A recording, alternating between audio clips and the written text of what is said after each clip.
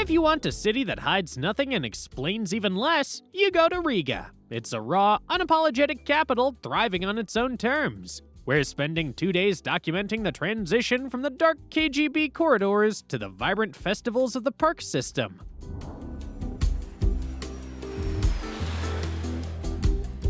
We're hitting the pavement to find the spots most travelers miss.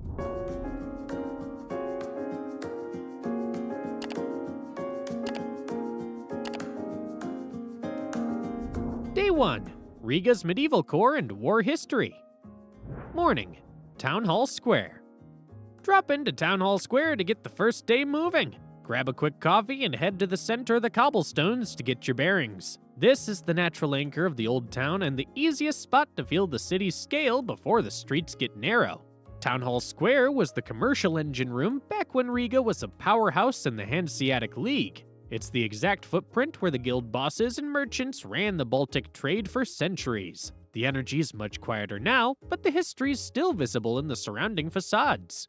10 or 15 minutes here is enough to walk the square and get a feel for the architecture. Use the open space to ground yourself and take a look around before the day picks up speed and you dive deeper into the medieval core. House of the Blackheads. From the center of the square, walk straight toward the House of the Blackheads. You won't miss it. The deep red facade and the massive decorative clock basically demand your attention. The original site dates back to the 14th century and served as the headquarters of the Brotherhood of Blackheads. These were unmarried merchants who were essentially the elite power players of the Baltic economy. This building was their way of showing off exactly how much influence they had over the region's trade. What stands here now is actually a reconstruction, as the original was leveled during World War II. Even so, the detail is incredible and gives you a direct look at the wealth and confidence of medieval Riga. Take a minute to actually look at the carvings and the statues before moving on. It's worth more than just a quick photo. Insider tip. While you're right here, look down at the cobblestones for a small plaque. It marks the spot where the first public Christmas tree was displayed back in 1510. It's a tiny detail that most people walk right over without noticing. St. Peter's Church and Tower. From the House of the Blackheads, it's a quick walk over to St. Peter's Church. This 13th century giant has survived fires, wars, and multiple rebuilds, but the real reason to stop here is the height. Head inside and take the lift straight to the viewing platform. This is where Riga finally opens up. You get a massive view of the red rooftops packed tightly against the Daugava River, giving you a clear layout of the streets you're about to navigate. The spire dominates the skyline, and standing up there is the best way to see the contrast between the medieval core and the modern districts across the water. It's the kind of view that actually helps you get your bearings for the rest of the trip. Entrance to the tower is roughly $10. It's a bit of a splurge for a single view, but the perspective you get on the city's geography is worth the price. Take a few minutes to soak it in properly before heading back down to street level. Late morning, Popular Front Museum. Shift gears now and walk over to the Popular Front Museum. It isn't flashy and you could easily walk past it if you weren't looking, but this is where the modern story of the city really clicks. The museum focuses on the road to independence in 1991 when the country finally broke away from the Soviet Union.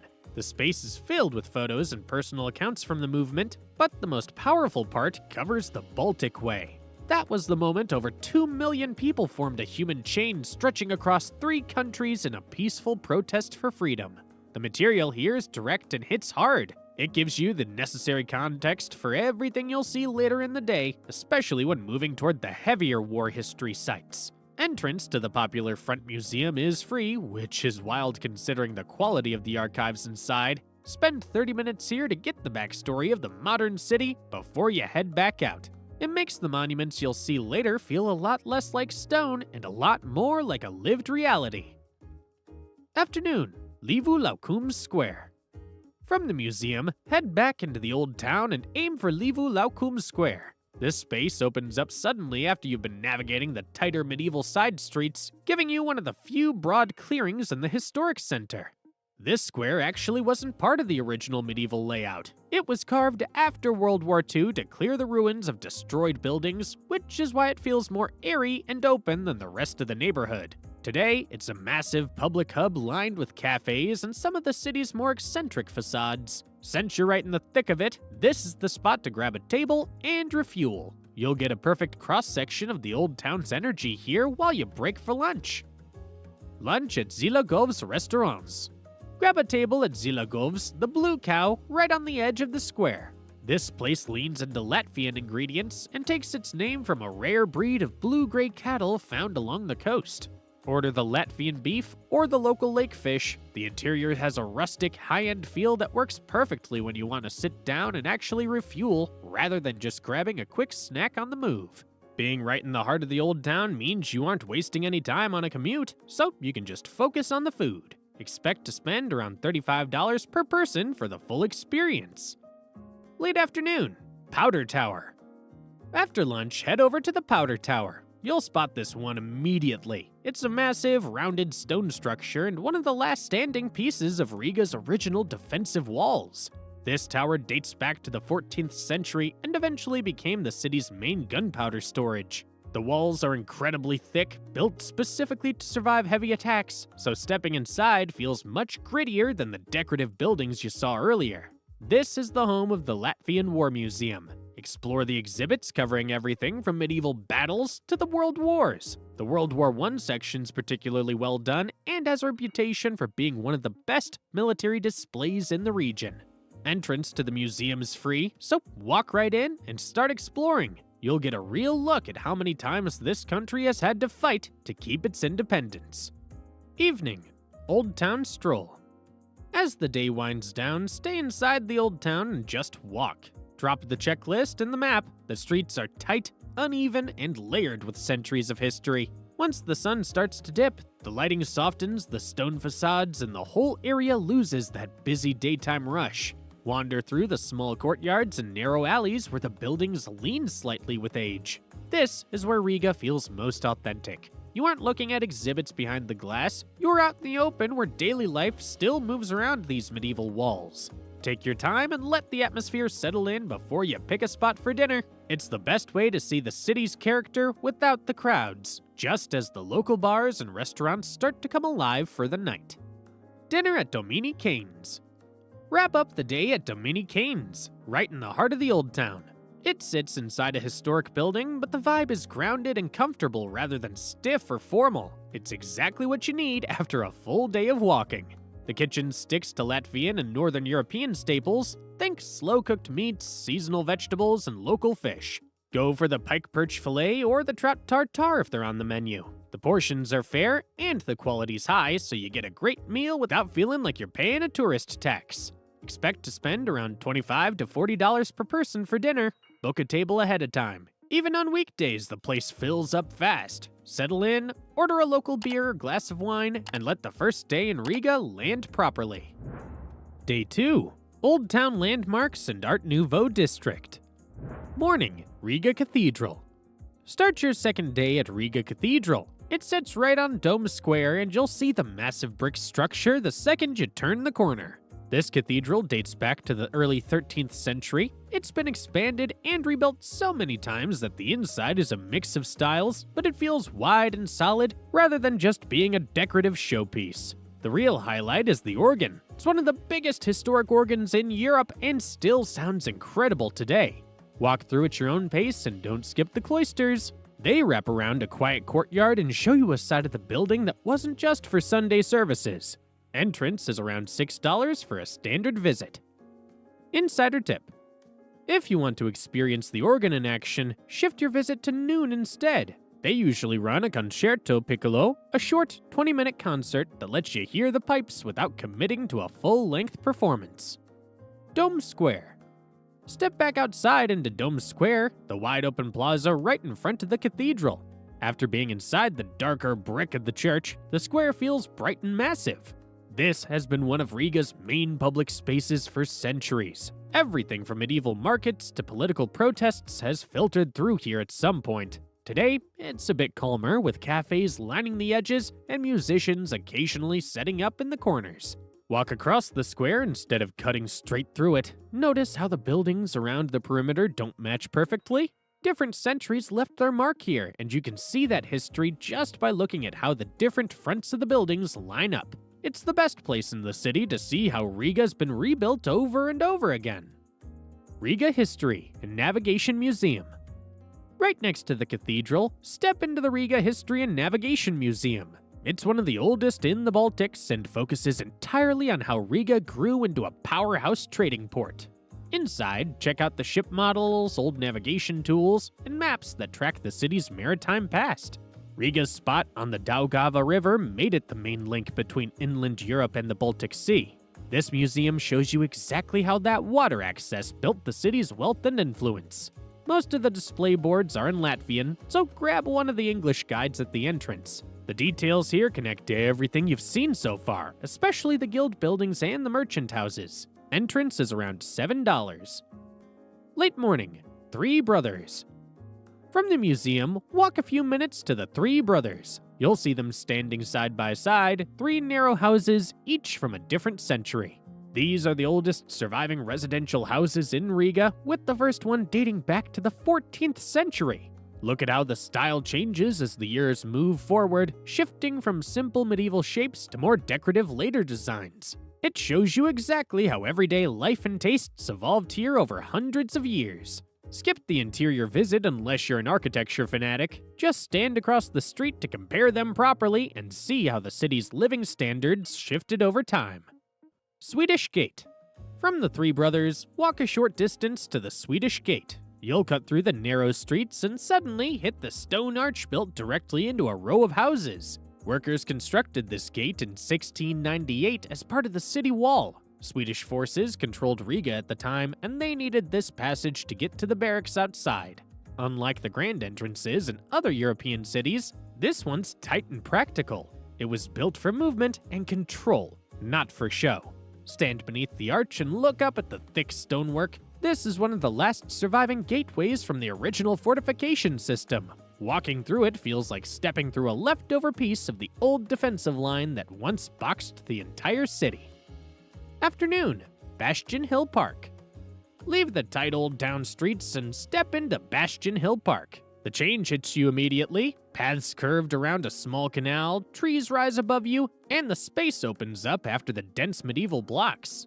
This park sits exactly where Riga's defensive walls once stood. When the city removed the fortifications in the 19th century, planners turned the land into green space instead of building over it. What used to protect the city now gives it breathing room. Walk along the canal paths and cross one of the small bridges. You'll see locals moving through here on their way to work or just sitting along the water. It works as a natural reset point in the middle of the day. Latvian National Opera. As you follow the canal, the massive white front of the Latvian National Opera comes into view. The building sits right at the edge of the park, and its clean, neoclassical columns stand out against all the greenery. The Opera House first opened in the 19th century and has survived fires and several political regimes, just like the rest of the city. Today, it's still the main stage for world-class opera and ballet. It marks the point where Riga shifted from a gritty medieval trade hub into a refined European capital. If you want to catch a performance, tickets are surprisingly affordable, usually ranging from $15 to $60 depending on the show and where you sit. Even the cheap seats in the upper balconies give you a great view of the gold leaf interior. Insider tip: Latvians take the opera seriously. If you go to a show, ditch the sneakers and jeans. You don't need a tuxedo, but you'll feel out of place if you aren't at least in smart casual or a suit. Also, they're extremely punctual. Once the third bell rings, they lock the doors and won't let you in until the intermission. Lunch, Dilettante. Swing by Dilettante for a break. It's barely a 2-minute walk from the opera. They've tucked a bright, modern Italian spot into a restored 18th century building, so the vibe is cool without trying too hard. The menu's all about fresh pasta and sourdough pizza. If you aren't starving, the bruschettas are the move here, especially the ones with limoncello marinated salmon or prosciutto. If you want something heavier, the carbonara or the duck breast are solid bets. Budget around $18 to $30 for a main and drink. It's a great place to enjoy your food and reset your legs before the rest of the day. Daugava River Cruise. Head over to the canal boat stations inside Bastion Hill Park and hop on a cruise. These small wooden boats leave every 20 to 30 minutes. They loop from the narrow canal into the wide Daugava River, so you see the city from a completely different angle. Once you've hit the open water, the perspective shifts fast. You glide under low stone bridges and past the riverbanks as the skyline opens up. Keep an eye out for the massive Riga TV tower and the Castle of Light, that striking mountain-shaped National Library right across the water. The whole trip takes about an hour and costs roughly $16 to $20. Use this time to sit back and watch the city unfold from the water instead of the crowded sidewalks. Late afternoon, Freedom Monument. After the cruise, walk over to the Freedom Monument. It rises straight up from the center of the city and stands as one of the most important national symbols in Latvia. This monument honors the soldiers who died during the Latvian War of Independence between 1918 and 1920. During the Soviet period, authorities debated tearing it down, but it survived and now represents independence in a very direct way. Stand back far enough to see it at full height. At the top, the female figure holds 3 stars to symbolize Latvia's historic regions. This isn't just a quick photo stop. The place carries real weight in the country's modern identity. You can watch the Guard of Honor change every hour on the dot, which adds to the atmosphere. Early evening, Corner House Museum. Head up Riviba Saila to the Corner House, the former KGB headquarters. This building sits just outside the postcard pretty old town, and its heavy, gray front feels completely deliberate. It's a place that generations of Latvians avoided even looking at, and being here puts the city's darker history front and center. Inside, you'll walk through Latvia's decades under Soviet control. The museum doesn't do dramatic staging, it's just cells, interrogation rooms, and the cold reality of the surveillance system that ran the city. It's a direct, heavy look at the forced deportations and political arrests, but it explains more about the local mindset than any other stop in the city. The ground floor exhibit is free, but you should definitely join a guided tour of the Cheka dungeons to see the basement and cells. Tickets for the tour are $15, and they sell out, so book yours online a few days ahead. Insider tip.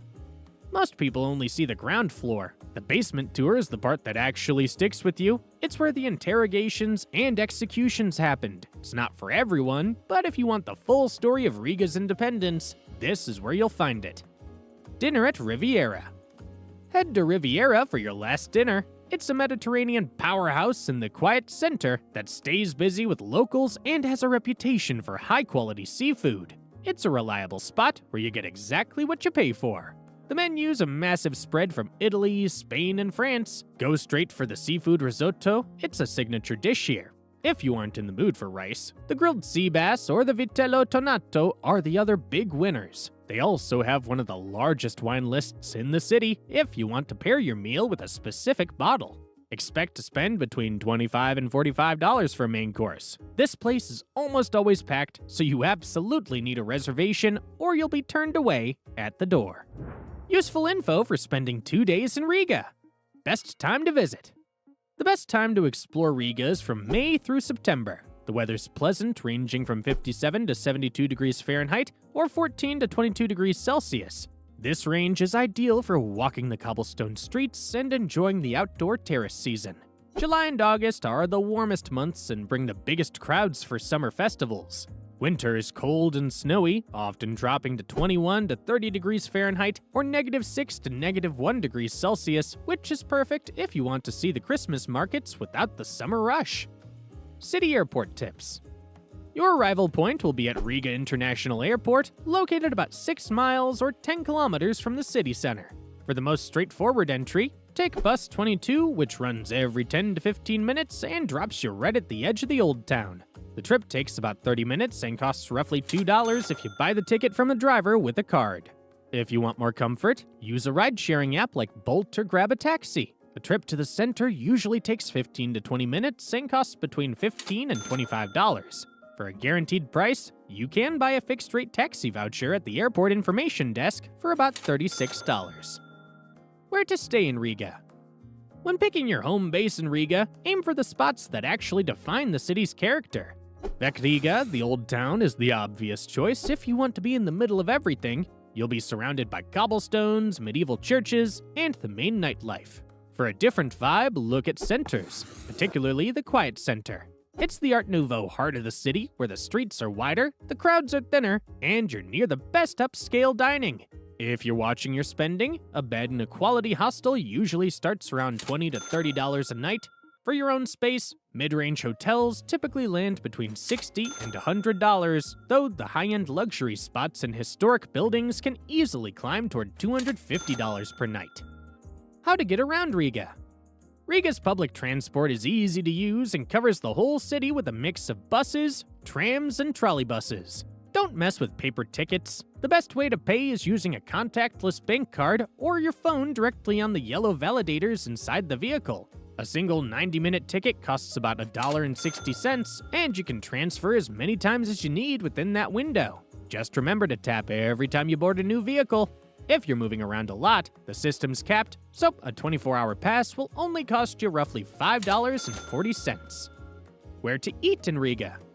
Riga offers a great food scene across its different neighborhoods, from historic spots to modern hangouts. For a classic, traditional experience, head to Milda in the Old Town. This restaurant is known for its authentic Baltic dishes like cepeline, potato dumplings, and gray peas with bacon. It's a reliable place to try regional comfort food and usually costs about $20 to $35 for a main course. For a more casual and modern vibe, check out Fazenda Bazaars in the Partugava district, right near the Agenskons market. This place is housed in a charming wooden building and serves excellent European-Latvian fusion, with meals typically running $15 to $28. It's a favorite for its relaxed atmosphere and garden seating. Finally, for a spot dedicated entirely to plant-based food, look for Cozy Eats in the city center. It's one of the most popular vegan restaurants in town, offering creative dishes like soy-based shashlik burgers and a massive variety of homemade cakes. A meal here usually costs around $12 to $22 per person. From the iconic House of the Blackheads to the hidden wooden architecture of Kipsala, Riga has been a masterclass in survival and style. We've laid out the entire blueprint so you can navigate the cobblestones like a local. Make sure you're subscribed so you're ready for the next stop. Hungry for a different vibe? We're moving on to Warsaw to see how a city of 2 million people balances a dark past with the most explosive energy in Eastern Europe.